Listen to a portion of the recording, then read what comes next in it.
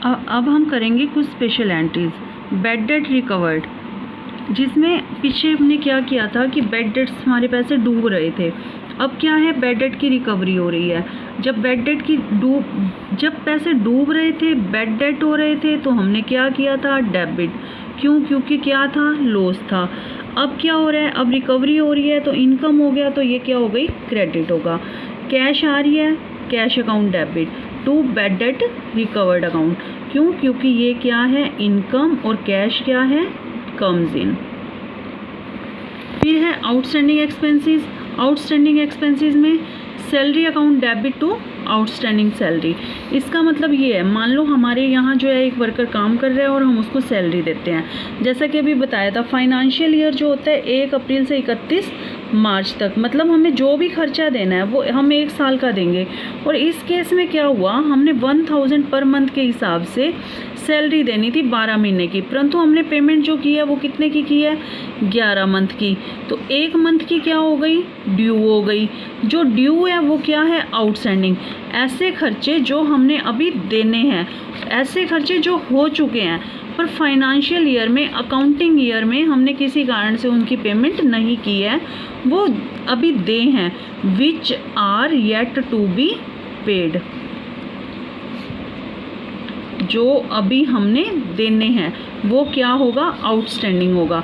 तो इसीलिए खर्चा है, एक्सपेंस है, इसलिए हम इसको क्या कर रहे हैं, डेबिट। और to outstanding salary, outstanding liability. Liability क्यों? क्योंकि हमने इस पैसे को देना है, किसको देना है, उन कर्मचारियों को देना है जो हमारे यहाँ काम कर गए हैं और वो हमारे आउटस्टैंडिंग है। और ये उन व्यक्तियों का प्रतिनिधित्व भी करते हैं, रिप्रेजेंटेटिव पर्सनल अकाउंट, जिनके हमने ये सैलरी देनी है। जैसा कि आपको जब हमने ये किया था कि पर्सनल अकाउंट को हम 3 पार्ट्स में डिवाइड करते हैं। थर्ड वन था रिप्रेजेंटेटिव पर्सनल अकाउंट, जिसमें हमने ये कहा था किसी भी खर्चे से पहले प्रीफिक्स या सुफिक्स आ जाए तो उसे हम क्या कहते हैं, उसे हम रिप्रेजेंटेटिव कहते हैं। इसलिए ये जो आउटस्टैंडिंग सैलरी है ये रिप्रेजेंटेटिव पर्सनल अकाउंट है, उन व्यक्तियों का प्रतिनिधित्व करते हैं जिनको हमने ये सैलरी देनी है, जो हमारे यहाँ काम कर चुके हैं। फिर है प्रीपेड एक्सपेंसेस। प्रीपेड मतलब हमने एडवांस में दे दिया। जो चीज़ हमने एडवांस में दे दी उसका फ़ायदा हमें आने वाले टाइम में मिलेगा, इसीलिए ये हमारी क्या बन गई, ये हमारी एसेट्स बन गई। तो इसलिए हम इसको क्या करेंगे, डेबिट, और हमारा खर्चा कम हो जाएगा टू एक्सपेंस। क्यों? क्योंकि ये इस साल का खर्चा नहीं है।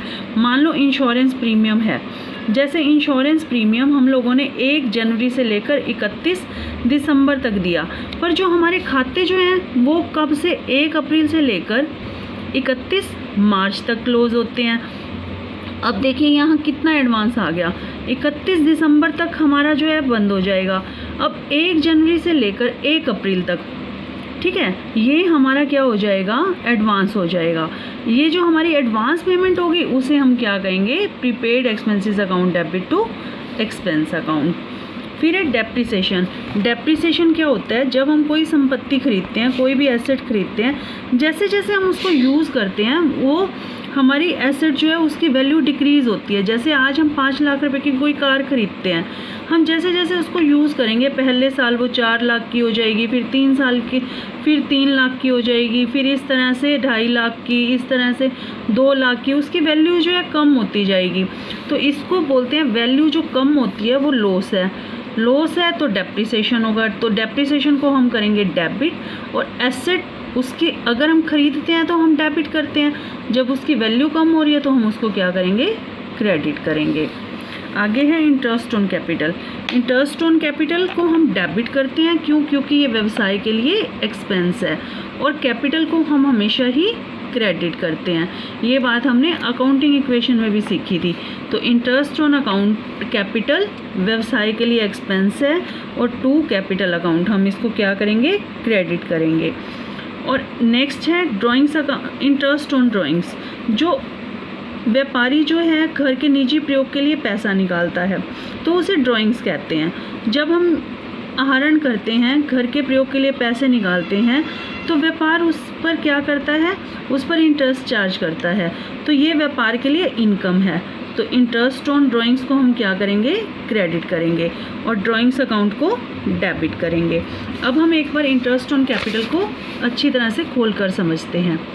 इंटरेस्ट ऑन कैपिटल, देखिए बिजनेस की ट्रू एफिशिएंसी का पता लगाने के लिए कोई भी प्रोप्राइटर ये पता लगाता है कि यदि यही कैपिटल हमने बाज़ार से ली होती, हमारे घर के पैसा ना होता, तो हम उस पर कितना ब्याज देते।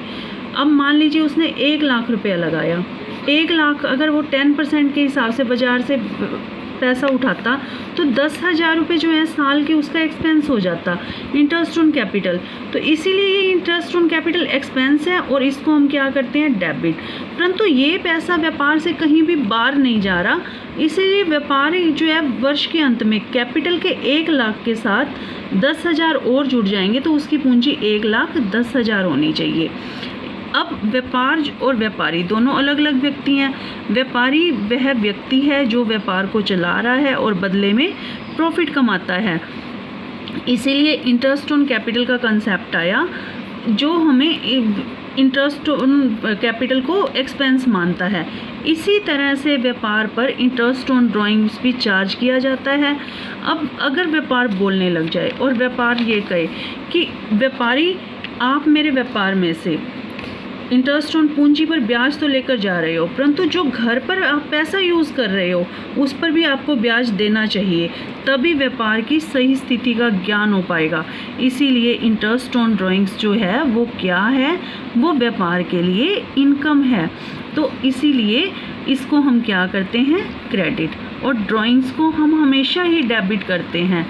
डी ड्राइंग्स डेबिट, सी कैपिटल क्रेडिट। आप हमेशा ये बात को ध्यान रखना, ठीक है। थैंक यू बच्चों।